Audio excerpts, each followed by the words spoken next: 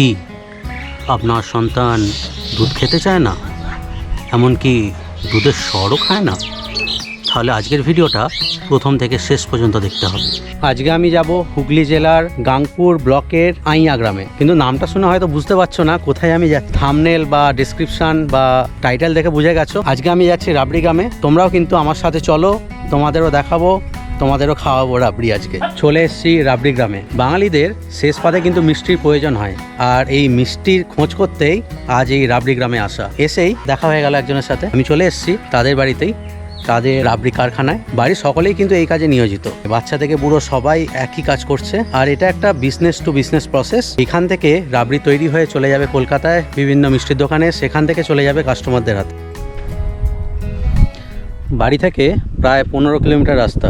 ডোমজুর থেকে বরগেছিয়া হয়ে আমি এই রাস্তাটা ধরে নিয়েছি, যেটা ফুরফুরা শরীফের দিকে চলে যাচ্ছে। এখন পৃথিবীর উত্তরায়ণ, হেমন্তকাল, সূর্য অনেকটা ঢলে পড়েছে। এখন প্রায় 2টো বাজে, কিন্তু সূর্যের তাপ সেভাবে নেই, তাই জন্য বাইক চালাতে কোনো রকম অসুবিধা হচ্ছে না। রাস্তাটা কিছুটা খারাপ কিছুটা ভালো, সব নিয়েই আমাকে এখন যেতে হচ্ছে। আর এই রাস্তাটার পাশে ধান জমি, কিছুদিন আগে পর্যন্ত সবুজ ছিল, এখন পুরো সোনালি। অনেক ধান কেটে নেওয়া হয়েছে, কিন্তু কিছু ধান এখনও আছে। এবার আমি আরও একটু এগিয়ে যাই, আর কাছাকাছি এসে গেছি, আর 2-3 কিলোমিটার এখান থেকে।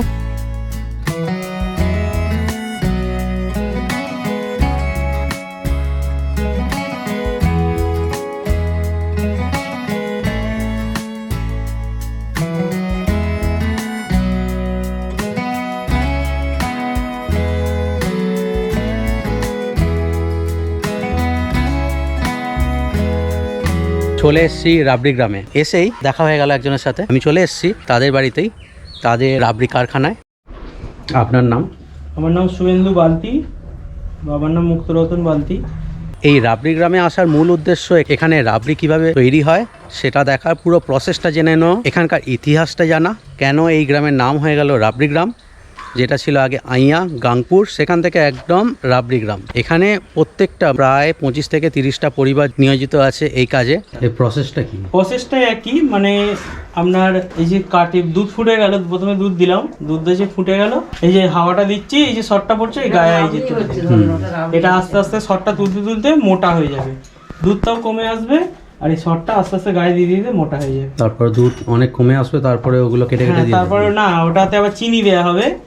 হ্যাঁ, চিনি দিয়ে তারপর আমি আবার খানিকটা রেখে দেবো, এরকম হয়ে যাবে। তারপর ওটা কেটে কেটে তারপর একটু টেনে গেলে টেনে গেলে ওরকম হয়ে যাবে। কাটতে হবে, তবে কেটে পিস হবে না, ছাড়লে কাটা যাবে না।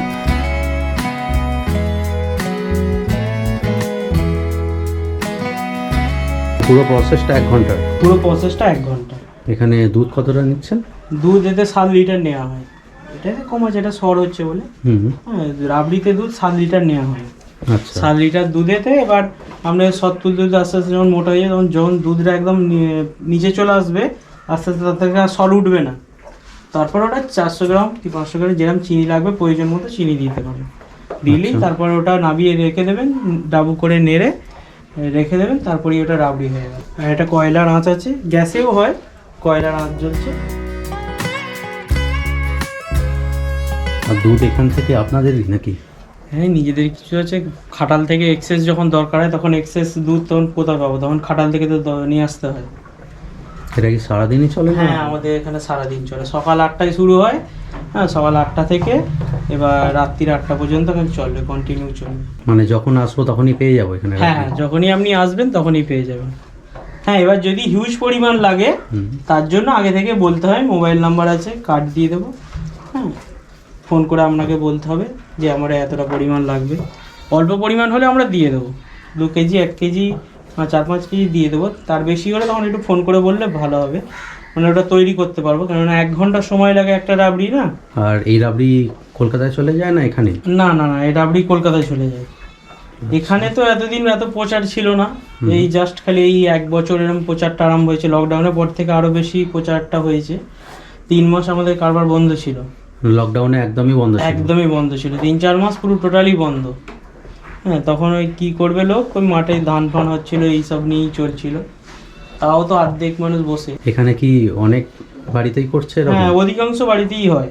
আচ্ছা, কত তাও? তাও প্রায় আপনার নানা করে 25 থেকে 30 ঘর রাবড়ি হয়।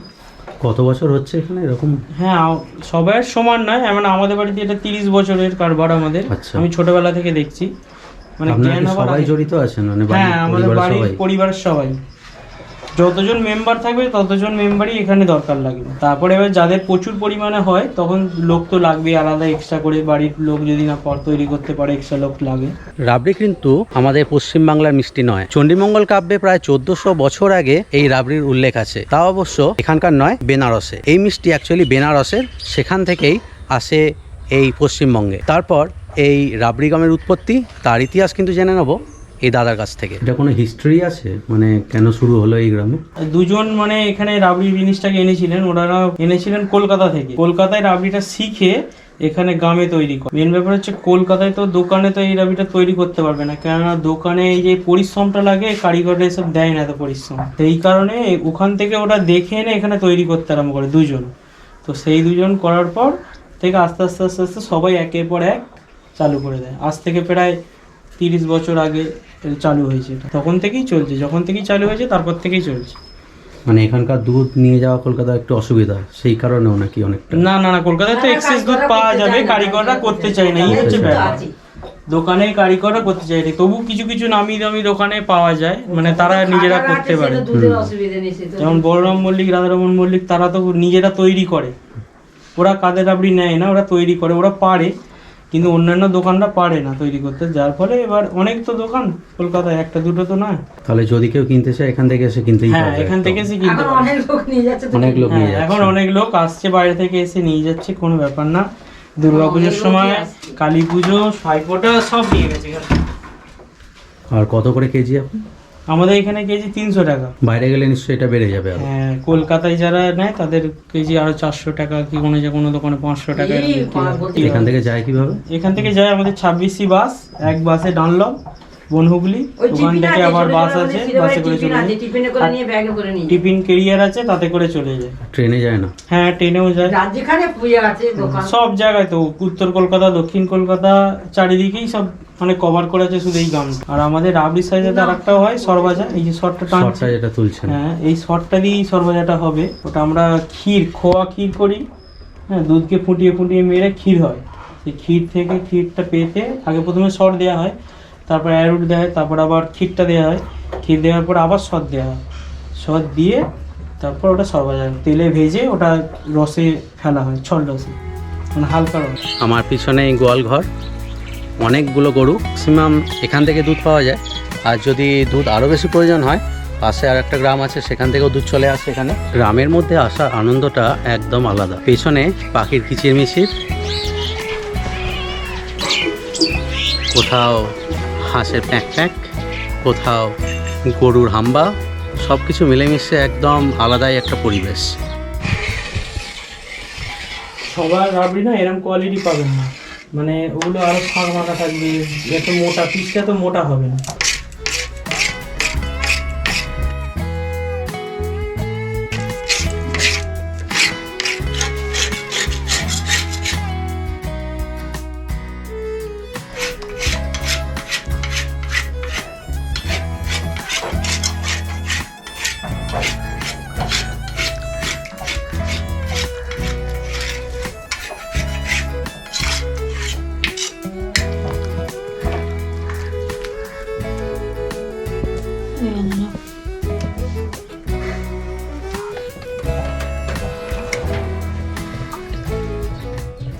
এই দুধে বরফটা দেওয়া আছে যাতে দুধটা না কাটে।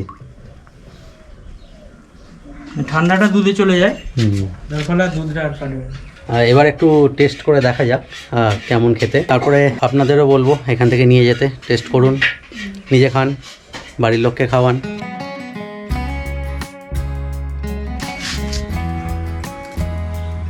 রাবড়ি সঙ্গে সরভাজা, 100 গ্রাম রাবড়ি আছে, ওটাই এখন খাবো।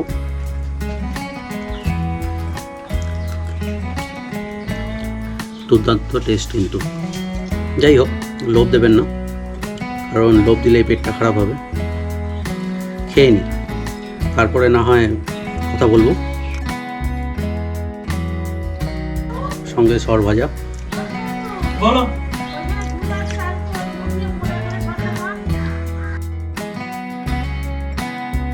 রাবড়িটা কিন্তু সত্যি অসাধারণ খেতে ছিল, কিন্তু যে সর ভাজাটা নিয়েছিলাম সেটা অতটা টেস্ট লাগলো না। তাও বাড়ির জন্য নিয়ে নিচ্ছে, বাড়ির জন্য সর ভাজা, রাবড়ি আর যে শুকনো ওপরে সরগুলো থাকে সেই সরগুলো কিন্তু নিয়ে নেব। বাড়িতে নিয়ে যেতে বলেছে, তাই জন্য এখন প্যাক করতে দিয়ে দিয়েছি। এখানে পেমেন্ট করব, নেবো, তারপরে বাড়ি যাব। আমাদের এখানে আসতে গেলে 26 বাসে গামপুর বটতলা স্টপেজে নেবে, 2 মিনিট হাঁটা পথ আসতে পারেন, বা এদিকেও ষষ্ঠীতলার মোড় বা কালীতলা যে কোনো খেতে এলেই আসতে পারবেন। মুক্তরতন বালতি বলবেন, যে কোনো কেউ দেখিয়ে দেবে। এসে গেছে আমার বাড়ির জন্য রাবড়ি, এই সঙ্গে নিয়ে বেরিয়ে পড়লাম।